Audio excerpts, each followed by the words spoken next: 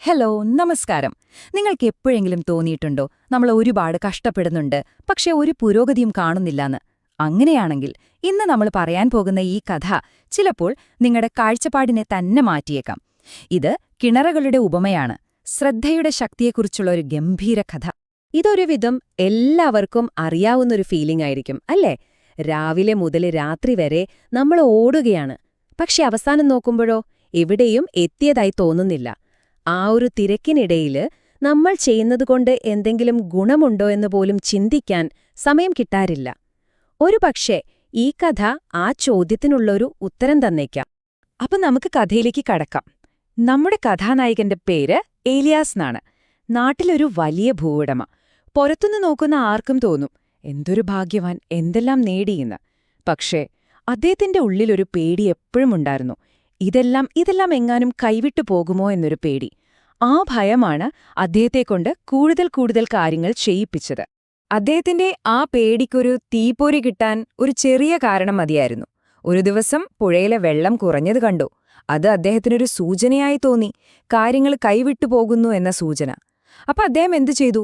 കൂടുതൽ സുരക്ഷിതനാകാൻ ശ്രമിച്ചു. കൂടുതൽ വിഭവങ്ങൾ, കൂടുതൽ കാര്യങ്ങൾ ചെയ്താൽ ഈ പേടിയെ മറികടക്കാമെന്ന് അദ്ദേഹം വിശ്വസിച്ചു. സത്യം പറഞ്ഞാൽ നമ്മളിൽ പലരും ഭയം വരുമ്പോ ഇങ്ങനെയാണ് പ്രതികരിക്കാറ്. കേൾക്കുമ്പോൾ ഏലിയാസ് ചെയ്തതിലൊരു ശരിയുണ്ടെന്ന് തോന്നാം, അല്ലേ?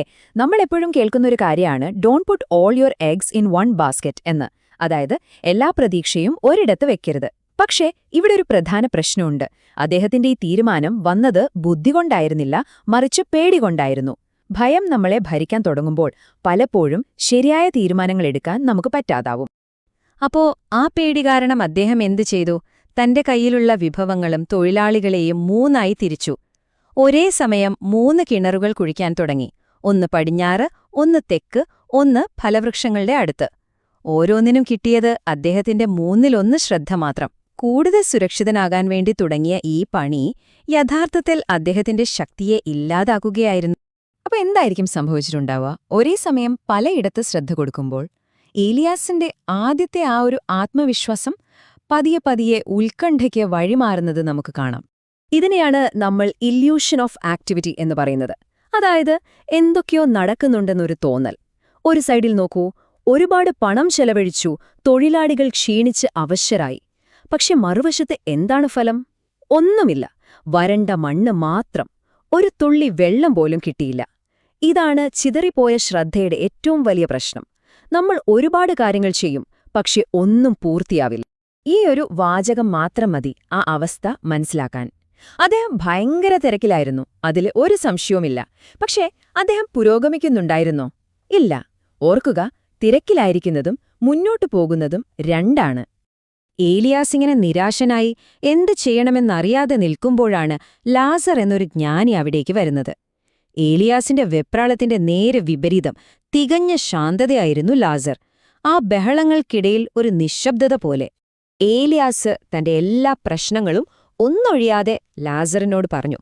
പക്ഷേ ലാസർ മറുപടിയായി വലിയ ഉപദേശങ്ങളൊന്നും കൊടുത്തില്ല. ചിലപ്പോൾ ഏറ്റവും വലിയ പാഠങ്ങൾ വാക്കുകളിലൂടെയല്ലല്ലോ, പ്രവൃത്തികളിലൂടെയാണല്ലോ നമ്മൾ പഠിക്കുന്നത്. അദ്ദേഹം ഒന്നും മിണ്ടാതെ നേരെ ആദ്യത്തെ കിണറിന്റെ അടുത്തേക്ക് നടന്നു. ഇതാണ് ഈ കഥയിലെ ഏറ്റവും പ്രധാനപ്പെട്ട നിമിഷം.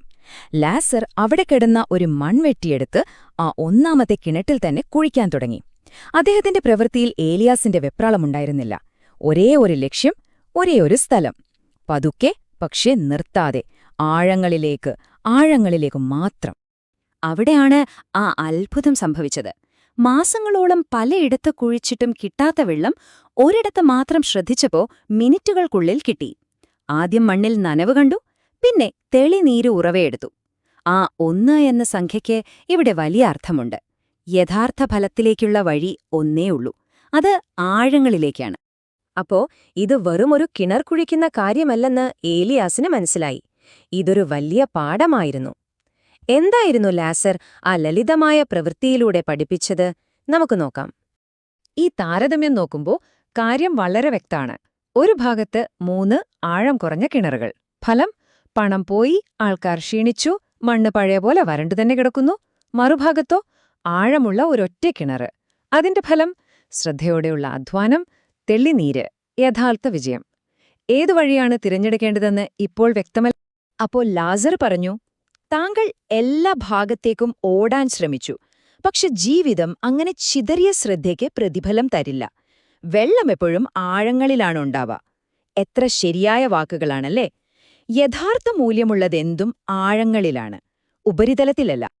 ആ വാക്കുകൾ കേട്ടപ്പോൾ ഏലിയാസിന് തന്റെ തെറ്റു മനസ്സിലായി. അദ്ദേഹം ഉടൻ തന്നെ മറ്റേ 2 കിണറുകളും നികത്തി. എല്ലാ തൊഴിലാളികളെയും എല്ലാ ശ്രദ്ധയും ആ ഒരൊറ്റ കിണറിലേക്ക് മാറ്റി. അതിന്റെ ഫലം അതിശയകരമായിരുന്നു. അദ്ദേഹത്തിന് വെള്ളം കിട്ടി എന്നത് മാത്രമല്ല, അദ്ദേഹത്തിന്റെ മനസ്സിന്റെ ഭാരം കുറഞ്ഞു, സമാധാനം കിട്ടി, കുറഞ്ഞ ജോലിയിൽ കൂടുതൽ ഫലം. ഇനി ഒരു നിമിഷം നമുക്ക് നമ്മളെക്കുറിച്ച് ചിന്തിക്കാം. ഏലിയാസിനെ പോലെ നമ്മളും നമ്മുടെ ജീവിതത്തിൽ ഒരേ സമയം ഒരുപാട് കിണറുകൾ കുഴിക്കാൻ ശ്രമിക്കുന്നുണ്ടോ? നമ്മുടെ ശ്രദ്ധ പലയിടത്തായി ചിതറിപ്പോകുന്നുണ്ടോ? ഈ പാഠം നമുക്കെങ്ങനെ ഉപയോഗിക്കാൻ പറ്റും? അപ്പോ യഥാർത്ഥ ശക്തിയെന്ന് പറഞ്ഞാൽ എന്താണ്?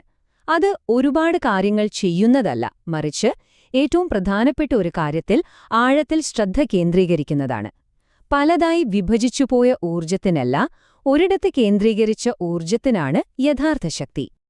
ഈ കഥയുടെ ഏറ്റവും വലിയ സന്ദേശം ഇതാണ്: സമാധാനം കിട്ടുന്നത് ഒരുപാട് കാര്യങ്ങൾ ചെയ്യുമ്പോഴല്ല, അത്യാവശ്യമായത് മാത്രം ചെയ്യുമ്പോഴാണ്. ഇത് വെറും ജോലിയിലെ കാര്യം മാത്രമല്ല, ജീവിതത്തിൽ തന്നെ ഏറ്റവും പ്രധാനപ്പെട്ട ഒരു പാഠമാണ്. അതുകൊണ്ട് പോകുന്നതിനു മുൻപ് എന്റെ ഒരു ചോദ്യം: നിങ്ങളുടെ ജീവിതത്തിലെ ആ ഒരൊറ്റ കിണറേതാണ്? നിങ്ങൾ ആഴം കൂട്ടാൻ തീരുമാനിക്കുന്ന ആ ഒരേയൊരു കാര്യം. അതിനുവേണ്ടി ഏതൊക്കെ ഉപരിപ്ലവമായ കിണറുകൾ നികത്താൻ നിങ്ങൾ തയ്യാറാണ്? ഈ കഥ കേട്ടിരുന്നതിന് ഒരുപാട് നന്ദി. ഇത് നിങ്ങൾക്ക് പുതിയൊരു ചിന്ത നൽകിയെന്ന് ഞാൻ വിശ്വസിക്കുന്നു. ഇതൊരു നല്ല ആശയമാണെന്ന് നിങ്ങൾക്ക് തോന്നിയെങ്കിൽ തീർച്ചയായും ഈ വീഡിയോ ലൈക്ക് ചെയ്യുക. ഇതുപോലുള്ള കൂടുതൽ കഥകൾക്കും വിശകലനങ്ങൾക്കുമായി ഈ ചാനൽ സബ്സ്ക്രൈബ് ചെയ്യാൻ മറക്കരുത്. അടുത്ത തവണ പുതിയൊരു വിഷയവുമായി കാണാം.